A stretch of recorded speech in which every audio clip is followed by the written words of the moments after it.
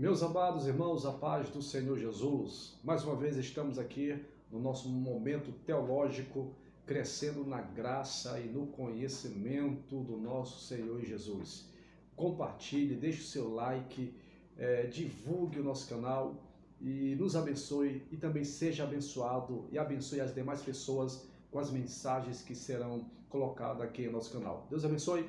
E nesta noite eu quero ler um texto sagrado encontrado no livro de Romanos capítulo 6, a partir do versículo 23. É um texto muito clássico, conhecido da igreja do Senhor Jesus, que diz assim: porque o salário do pecado é a morte, mas o dom gratuito de Deus é a vida eterna em Cristo Jesus, o nosso Senhor. Eu quero pegar apenas aqui nesse texto bíblico essa expressão, essa frase, morte. Isso. Vou repetir novamente. Vamos pegar esse texto, essa expressão chamada morte. Quando a gente começa a ler a enciclopédia de Orlando Bower, ele dá uma conceituação a respeito dessa palavra morte. E ele, em seu dicionário, em sua enciclopédia, ele fala que morte é cessar de viver. Quando falamos a respeito de morte, nós estamos falando da ausência do espírito e da alma nessa casca, essa casca conhecida como tabernáculo, conforme redigiu o apóstolo Paulo em uma das suas cartas. Aqui é um tabernáculo, é uma casca. Então, morte é cessação da vida, é o término da vida, é ausência do espírito ou da alma no corpo do ser humano. Porque nós sabemos que nós somos seres tricotômicos, nós temos espírito, nós temos a alma e temos o corpo. O corpo sem o espírito, sem a alma, está morto. Pois bem, e a Bíblia, a palavra de Deus, ela fala a respeito de pelo menos 3 tipos de morte. A Bíblia, ela vai nos apresentar a morte física, a Bíblia vai nos apresentar a morte espiritual e a Bíblia também vai nos apresentar a morte eterna. Eu costumo dizer em minhas pregações e meus ensinos que há esperança para a morte física, há esperança para a morte espiritual, mas não há esperança para a morte eterna. Por que há esperança para a morte física? A esperança para a morte física, se uma pessoa morrer fisicamente, Deus, ele tem o poder para ressuscitar aquela pessoa que morreu fisicamente. Há esperança para a morte espiritual, ou seja, aquela pessoa, o ser humano que está morto espiritualmente, ele está separado de Deus. E quando ele volta para Deus, quando a pessoa confessa Cristo como Senhor e Salvador da sua vida, ele deixa esse seu estado de morto espiritual e ele passa a ter vida e vida com abundância, conforme escreveu o escritor joanino no capítulo 10 do Evangelho de João.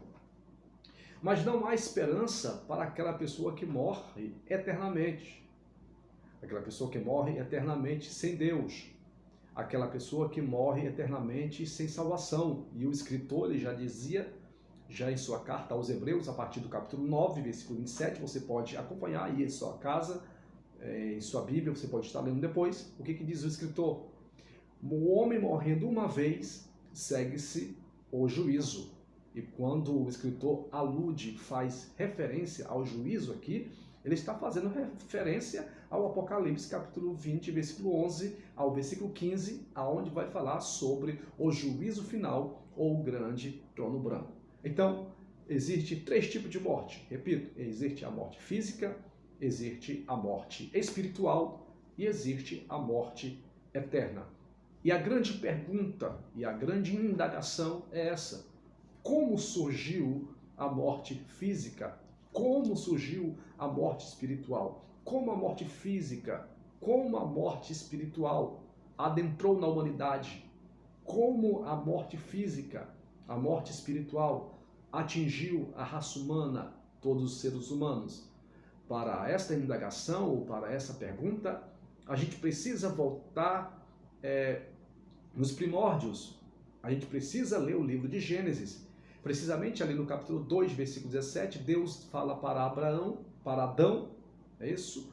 E Deus dá uma ordem para Adão: Adão, não come do fruto da árvore do conhecimento do bem e do mal, porque no dia que dela comeres, certamente morrerás. E nós sabemos muito bem que Adão, ele desobedece, ele quebra esse princípio, esta ordem do Senhor, come do fruto do conhecimento do bem e do mal, e ele morre espiritualmente. Posteriormente veio a morte física. Primeiramente ele morre espiritualmente, depois surgiu, entra no mundo, a morte física, conforme verbalizou o apóstolo Paulo em sua carta aos Romanos, a partir do capítulo 5, versículo 12, que ele diz: pelo que como por um homem entrou o pecado no mundo, e pelo pecado a morte, assim também a morte passou a todos os homens, por isso que todos pecaram.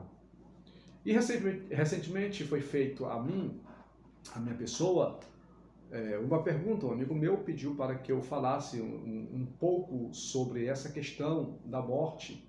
Qual seria o destino daquelas pessoas que morrem sem salvação? Qual será o destino daquelas pessoas que morrem sem Cristo? E para onde vão os salvos em Cristo quando partem desta vida? Para onde que vão os salvos? E para onde que vão os ímpios? Existe uma teoria chamada teoria do aniquilacionismo, ou aniquilacionista. Qual é a ideia? Qual é a mensagem que os aniquilacionistas pregam? Eles falam que se o ser humano morrer, acabou, já era, não vai parar em lugar nenhum, morreu, acabou. Mas a Bíblia fala o contrário. A Bíblia, lá na carta aos Hebreus, no capítulo 9, versículo 27, o homem morrendo uma vez, segue-se o juízo. Então não tem esse negócio, a pessoa morreu, acabou. Não. Existe uma vida além túmulo. A alma do ser humano, o espírito, a alma, não morre. Ela continua com vida. Isso, a Bíblia nos dá respaldo para falarmos isso. Precisamente ali no Evangelho de Lucas, no capítulo 16. Os irmãos conhecem a história. A partir do capítulo 16, versículo 18. E uma outra questão que tem muito propagado em nossos dias atuais é que quando a pessoa morre, a alma, ela entra em repouso, ela fica dormindo. Não, a Bíblia não fala sobre isso. E a resposta para isso, no próprio Evangelho de Lucas, no capítulo 16, que a alma ela não está dormindo. Quando o ser humano morre, quando a pessoa parte desta vida, a sua casca, o seu tabernáculo, o seu corpo, conforme explicitou Salomão em seu livro de Eclesiastes, e o pó volte à terra que o era. Ou seja, quando o ser humano parte dessa terra, o seu corpo, essa matéria, essa casca, esse tabernáculo, volta para o pó. E a alma e o espírito, o escritor ele continua dizendo que o espírito volte a Deus que o deu. Mas não é o espírito de qualquer pessoa que vai voltar para Deus que o deu. Quando o escritor, em sua sabedoria, Salomão, redige esse texto, o espírito que vai voltar para Deus é o espírito dos salvos, daquelas pessoas que morreram com Cristo, que morreram com o nosso Senhor e Salvador Jesus Cristo. Então, para onde que vai a alma daquelas pessoas que morrem sem Deus, sem salvação, sem Jesus? E para onde vai a alma daquelas pessoas que morrem com Cristo? E eu quero explicar para os meus amigos que estão assistindo aqui esse vídeo, esta mensagem que eu estou falando a respeito de morte. Nós precisamos entender que quando o ser humano ele parte dessa terra, a pessoa salva em Cristo, quando ele parte dessa terra, a palavra de Deus vai dizer que ele vai para um lugar de descanso. Ele vai para um lugar de descanso chamado seio de Abraão. E quando o ímpio ele parte dessa vida sem Cristo, ele vai para um lugar chamado Hades, ou Sheol. Na antiga aliança era conhecido como Hades. Já no Novo Testamento, que o Novo Testamento nós sabemos que foi escrito do grego, é chamado de Sheol. Mas tanto Hades como Sheol têm o mesmo significado. Significa o lugar dos mortos, o mundo dos mortos, o lugar inferior. Mas eu quero que você entenda, meu amigo, que antes da ascensão de Cristo, porque Cristo morre, ressuscita e acontece o estágio de sua ascensão. O que é ascensão? É quando Cristo é recebido no céu de glória. Antes de Cristo ser recebido no céu de glória, antes de Jesus subir ao céu de glória pós-ressurreição, todas aquelas pessoas que morriam iam para um lugar chamado Hades, iam para um lugar chamado Sheol. Tanto os ímpios como os salvos iam para um lugar chamado Sheol, iam para um lugar chamado Hades, que quer dizer mundo dos mortos. Porém, nesse local havia um abismo que separava o lugar dos justos e o lugar dos ímpios. E o abismo que fazia essa separação, ele é conhecido, ele era chamado como Tártaro. Os mortos que morriam sem Cristo, sem salvação, estavam no lugar de sofrimento, e os que morreram com Cristo estavam em um lugar de descanso chamado Seio de Abraão, e isso está registrado aqui em Lucas, a partir do capítulo 16. Tão tal que, se nós lermos o texto sagrado, o Evangelho de Lucas, nós vamos perceber que aqueles que morriam sem Cristo, eles viam aqueles que morriam com Cristo. Eles chegavam a ver aquelas pessoas que estavam no seio de Abraão, no lugar de descanso. Isso está registrado aqui em Lucas, a partir do capítulo 16, e o versículo 23, quando ali vai registrar a história do rico e Lázaro. Nós não podemos nem dizer que é uma parábola, porque eu digo que não é uma parábola? Porque em nenhuma parábola nós iremos encontrar um nome próprio de uma pessoa. Então é descaracterizado como parábola. Parábola não existe nome próprio, não existe nome de pessoa. E aqui nós temos no versículo 23, quando o rico, que vivia uma vida regalada, uma vida boa aqui nessa terra, era rico materialmente, mas era pobre de Deus, não tinha Deus na sua vida, ele morreu, e o texto vai dizer que ele foi levado para o Hades, para o lugar baixo, foi sepultado. E lá nesse local aonde ele foi, o rico, porque Lázaro também morreu, foi para o Hades, para o mundo dos mortos. Mas no lugar onde estava o rico, ele conseguia ver Lázaro no seio de Abraão, no lugar de descanso.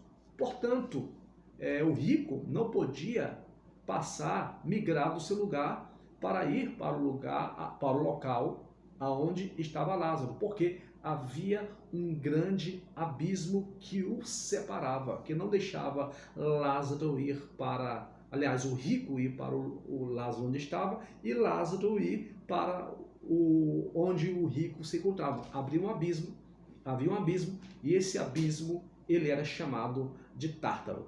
Isso antes de Jesus ser assunto ao céu.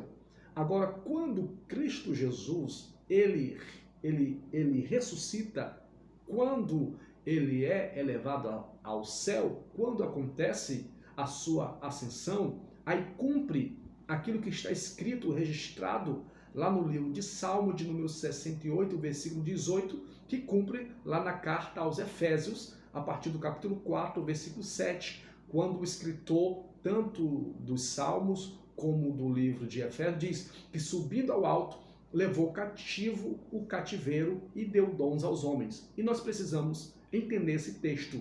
Quando Cristo Jesus morre, aquele lugar do justo que ficava no Hades, no mundo dos mortos, ali ao lado do lugar de sofrimento, onde os ímpios, quando morrem, vão, aí quando Cristo ele é levado ao céu, ele levou cativo o cativeiro e deu dons aos homens. Agora entenda, hoje, quando algum cristão ele parte dessa vida, ele não vai mais ali para o Hades ou ali para o Sheol, conforme o Antigo Testamento fala, para a sepultura, o lugar dos mortos.